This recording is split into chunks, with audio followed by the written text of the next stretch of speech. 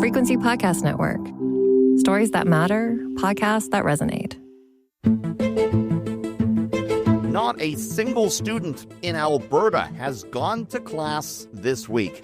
It's the big story in the province of Alberta, a major teacher strike.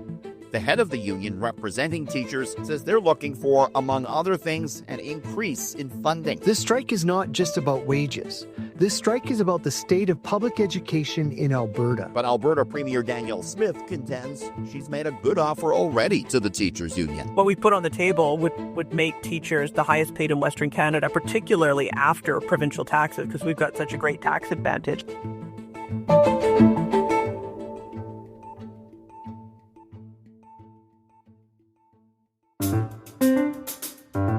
I'm Richard Southern. Today on The Big Story, we're looking at the strike, which has seen 51,000 teachers in Alberta walk off the job, leaving 700,000 students at home and a lot of parents scrambling. Joining us to break this interesting story down is Sean Amato. He's the Alberta politics reporter for City News. Sean, thanks for joining us today on The Big Story.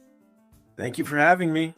Right, I know you've been following this right from the get-go. Obviously, a major story in Alberta with, 51,000 teachers having walked off the job. The schools are closed. Tell us where we stand with this big story right now, Sean. What's the latest here? Well, they're at a major impasse. Teachers made good on their threats Monday morning. 51,000 of them did not show up for work. That meant that 2,500 schools all across Alberta, that would be public schools, Catholic schools, Francophone schools, all closed. More than 700,000 students did not go to class on Monday morning. And really what this is all about is a fundamental disagreement between the Alberta Teachers Association and the provincial government about how much funding, how much money Albertans should be investing into public services, like in this case, education. We have a very conservative government here in Alberta. They are very proud of the fact that Alberta has by far the lowest taxes in Canada.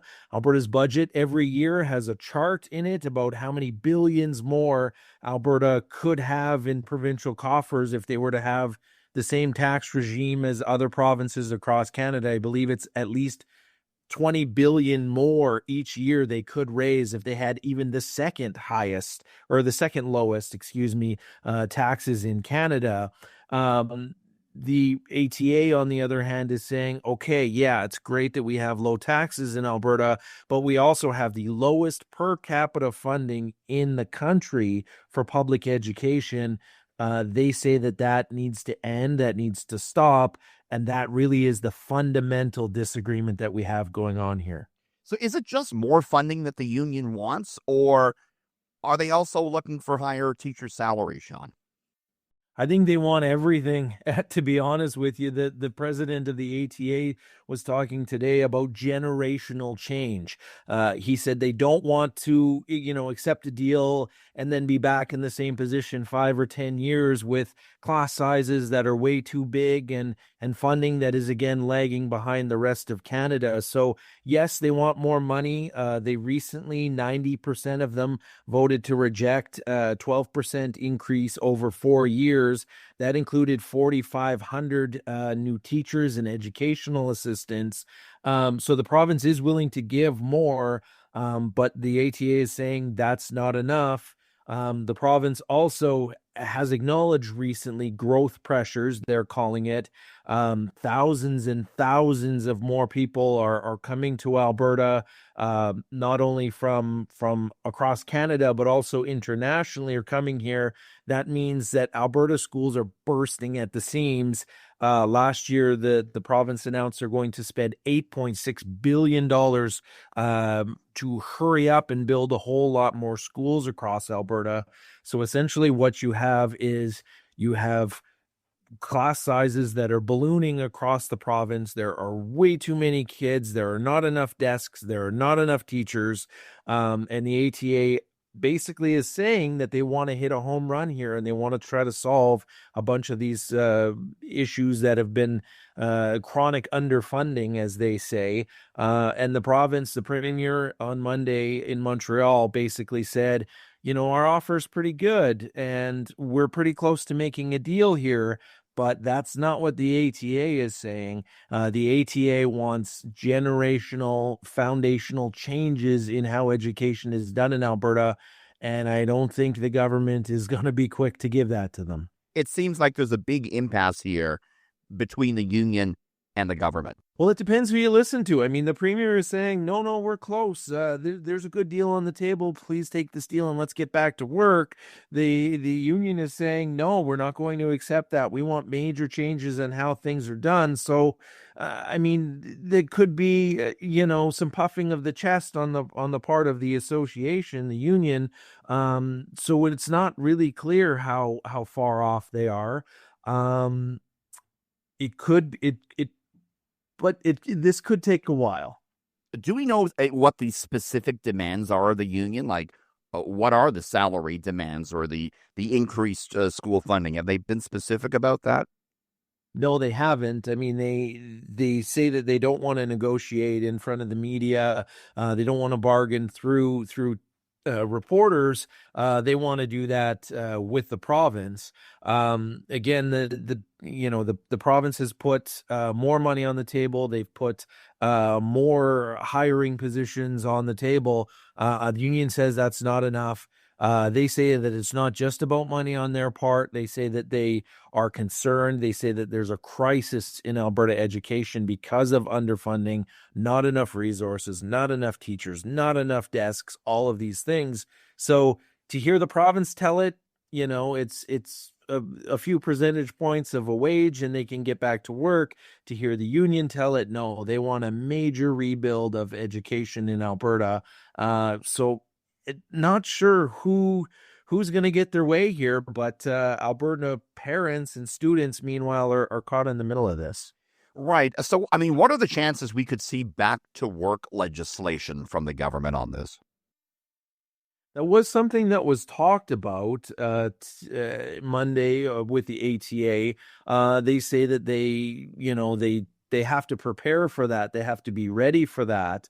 The other thing that we've confirmed that happened on Monday was that the government says that they're going to lock out teachers starting on October 9th. So, people who are experts in labor relations would have a better explanation for why that is than I do. But the ATA says that was expected. In my experience covering other sort of labor disputes, I think that's a fairly common practice. But the premier did say on Monday, come back to the table, go back to work. She's urging teachers to get back into the classrooms because she believes that a deal is close. We'll see. The legislature is not sitting, correct? I mean, if they were to do any back to work legislation, the legislature would have to be recalled, right? Yeah, that's a good point. I'm not actually sure about that. I think you're probably right on that. And the legislature doesn't go back until late October. But yeah, I'm curious, and I'm not sure how they would have to do that. But I think you're right.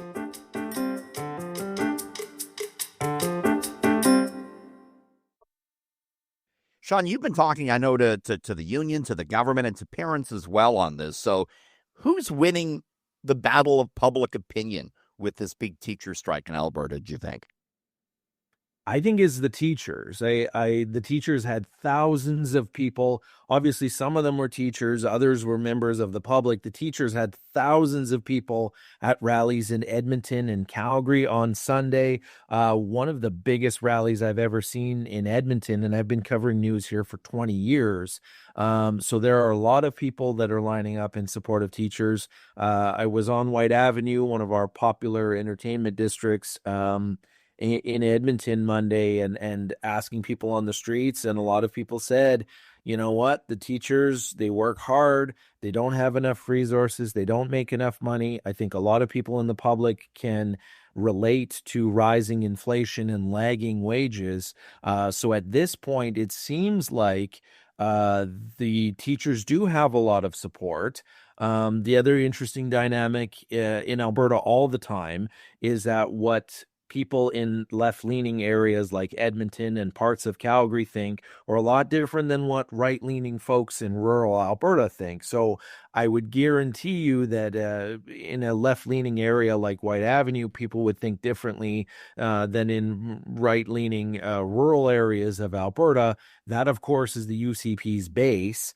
And that's who they play to on a daily basis, because that's where they need to hold their support. So I think probably in the cities, the teachers have a lot of support. I would be willing to bet that in rural Alberta, a lot of people are backing the government because they look at their own wages and say, well, I would love 12% over 4 years. And some people are not even getting that. So I think regional divide in Alberta, as it always is, would be interesting in this case. Interesting. Have we heard, or how much have we heard on this from Alberta Premier Danielle Smith? Has she been out in the media talking a lot about the strike? Has she been talking directly to the union through the media? How has Danielle Smith handled this?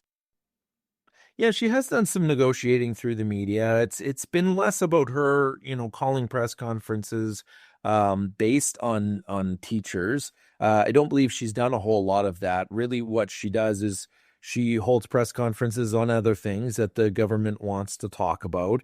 And then reporters like myself go and say, what's going on with the teachers? What's going on with the teachers? The ATA put this deadline in a few weeks ago and said, if we don't have a deal by October 6th, we are going on strike. The premier has been urging them all along not to do it. Please don't go on strike. We're close to a deal. You can continue to work while we continue to hammer out a deal. So the premier has been talking through the media. There has also been an advertisement campaign by the government of Alberta, basically promoting their offer, basically promoting the investments that they say they're willing to make in education. So the government has been trying to sway public opinion on their side. But in my experience, a lot of people that I talk to, mind you, it is in left-leaning Edmonton, as where I mostly work out of. A lot of people are supporting the teachers. They are not supporting the government. Sean, this is obviously hugely disruptive for parents in Alberta with almost every school closed. How are parents dealing with this, and what's the government offering up, if anything, to help parents out here? Yeah, parents are scrambling, I think. We see that with, there are signs for daycare places saying, we can take your kids. We have spaces available. A family friend in the town that I used to grow up in, he runs a Taekwondo studio, Taekwondo classes, and he's posting on Facebook saying, we're gonna do Taekwondo during the day, so bring your kids down here. So a lot of people are finding creative ways to take care of their kids. In a lot of cases in Alberta, work from home is still fairly common. So I think there are some parents that are going to be able to benefit from that. I was speaking to some parents again on White Avenue on Monday who said, thankfully I work from home and I'll be able to work with my kids. The government has an online portal where they have some ways for parents to help their kids learn at home. In the meanwhile, the government is also launching a subsidy program for people who have kids under 12. They will be able to access $30 a day for school days to sort of help them with subsidies, help them if they have to be off work or if they have to, pay for childcare, that sort of thing. So that, seems like a smart thing for the government to do, but on the same time, it also, I think, is an indication that the government is prepared for the long haul here. They have come up with this website where people can go and find all kinds of information about the strike, about how to teach your kids at home, about when the deadline or the application process for those subsidies starts on October 14th. So that's a ways away. And I think this is all sort of a suggestion that the government is prepared for this to go for a while. Interesting. So it could drag on then, is what you're thinking. Absolutely. I mean, if the union is being genuine in their demand for this major change, this generational change, if it's not just about getting an extra percentage point or two on their wages, then I do think this will go a long way. The government is very conservative in Alberta. They are very stubborn. They have tried to take more power away from municipalities. They have tried to dictate things to school boards, which the ATA and other school boards weren't happy about. The government is very quick to throw their weight around. They don't give in to unions easily. They don't give in to municipal leaders easily. It's sort of a fight back government. And that is what far right folks in rural Alberta love about this government, is that they don't take crap from anybody. So we'll see. We'll see now that the schools are closed, now that parents are scrambling. We'll see just how tough this government is. But they have made a point all along, ever since they've been elected 7-8 years ago, that they will be a fight back government and they will not give in easy. So we'll see what's going to happen here. Well, that kind of leads me into my next question, because the teacher strike in Alberta could just be the tip of the iceberg. There's labor unrest growing with other unions too, right, Sean? Yeah, absolutely. So the Health Sciences Association of Alberta, they are a union that has 22,000 paramedics, pharmacists, physiotherapists, other folks. They were actually holding rallies across Alberta last week because they are not happy with the offer that the government has given them. They have a similar 12% over 4-year offer on the table there, and they say that's not enough. But one of the things that they mentioned is that wait times in Alberta hospitals are growing. The staffing shortages are a major issue, that there's literally not enough space in Alberta hospitals to put patients. So they have a lot of the same issues that the teachers have, which is that Alberta is a fast-growing province. Alberta is a conservative province with low taxes. This government is not the kind to overspend, certainly on public services. They want low taxes. They want to get a good bargain on public services. So again, fundamental issues between public service workers in Alberta and the government. Lots going on, and parents no doubt struggling to find their way through it. Thanks, Sean, for bringing us up to speed on this. We really appreciate you chatting here on The Big Story. Yeah, thanks for having me, and happy to update you as this goes along. That was Sean Amato, politics reporter in Alberta for City News. And that was The Big Story. You can send us feedback on this episode or any episode by emailing us at hello@thebigstorypodcast.ca. You can find us on the Seeker app, that's SEEKR, or on all your favorite podcast players. Please rate, review, follow, and share. I'm Richard Southern. Thanks for listening.